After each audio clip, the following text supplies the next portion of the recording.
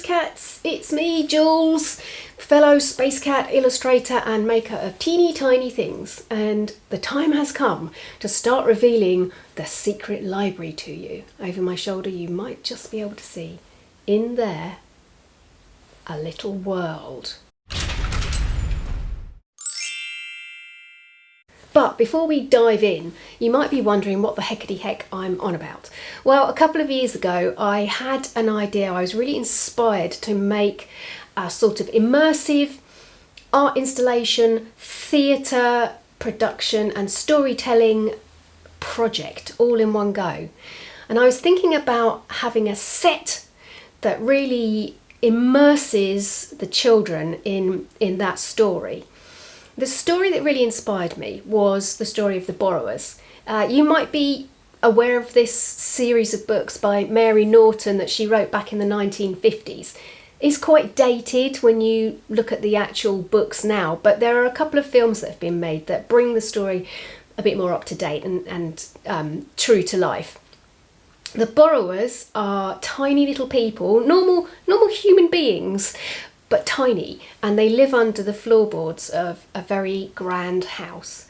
And there are lots of them dotted around all over the country in different houses and different situations. But they have to borrow things because they don't have anything of their own. So if somebody drops a safety pin or a hair grip or something like that, then the borrowers, knowing that it's not of any use to anyone, they take it and they repurpose it. So they really are the original reuse, recycle and what's the other thing? Reduce. Oh no, that's a song. In the time between when I first had this idea and now, I've been making lots of little teeny tiny things that I think a borrower might be appreciative of.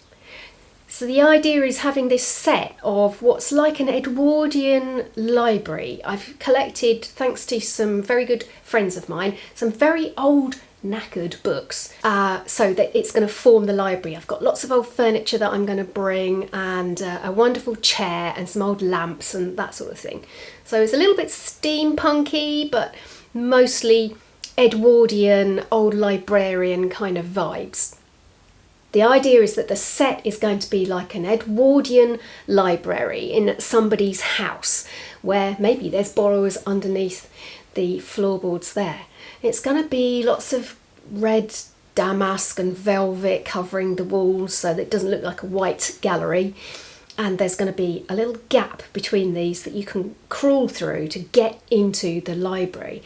And the children are already going to be primed to thinking that they've got imagination, because the idea behind this is you can only find the secret library if you have a really good imagination.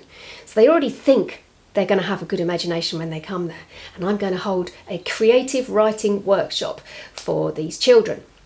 I'm going to tell a story around the borrowers, but a version that I've made up to help them think. And then within these walls and within these areas where there's all the old furniture and the knackered old books and the teeny tiny things, I'm going to ask them to pick something or think of something themselves that they might like or might need to use if they were borrowers, and then create a story around that, and we'll see how that goes. This is all part of the Isle of Wight Story Festival, which will happen in February. So I'm going to tell you a lot more about that as the time gets nearer, but I really want to show you some of the things that I've made and how I made them. So let's have a look. This little bookcase is the first thing I made.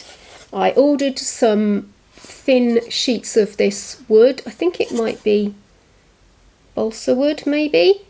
Anyway, I got it off Amazon, and it's used for dolls' house furniture and that sort of thing. And first of all, I stained it with some beeswax so it wasn't that really pale colour. I cut some bits to size so that I had tops and bottoms, and some tiny little bits to support the shelves.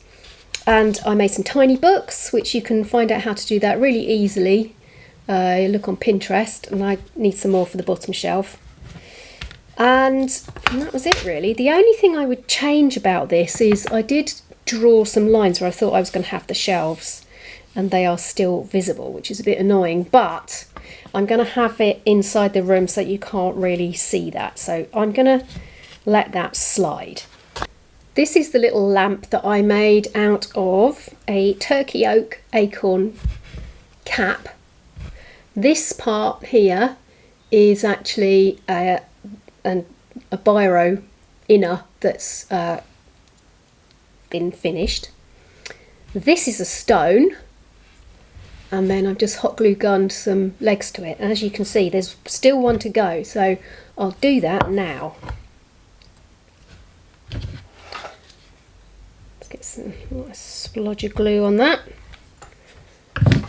and then I'm just going to attach it down there. Spin that out a bit so it's pointing in the right direction, and then I'm just going to rest it so that it's flat. There we go, that's the little table done, and that's a piece of just driftwood that I found in my garden with a splodge of hot glue to keep it there, and I have glued everything down to the stone so that nothing moves, because it's going to be quite fiddly to rearrange things once it's inside the box. Here's the chair that I made that's got a very small print to it. This is actually my second version because the first version didn't work very well. I didn't follow the instructions properly, so I had to have a second go at it, but this worked out really well. It's just got some little sticks for legs. I had some of this sort of braid that works quite well on the edge there, and just made the little bit of padding on the back and the seat. And once it's at the back, you don't really need to see lots of details anyway, so it's not beautifully made. There are a few little, you know, quirky bits, but I don't mind that because I don't think you're going to see. I've got this XT light. It's very light aluminium, and I wasn't quite sure what to do with it, although I knew it was a good size to do something with it. I had in my brain somewhere, this is going to be good for something, and I thought of it this very morning. I thought it would make a great saucepan. So I've just found this little bit of twig I think would make a good handle. So I'm going to glue that on there, and let's see what that looks like. Let's put the glue directly onto, I might put it just there where that mark is actually.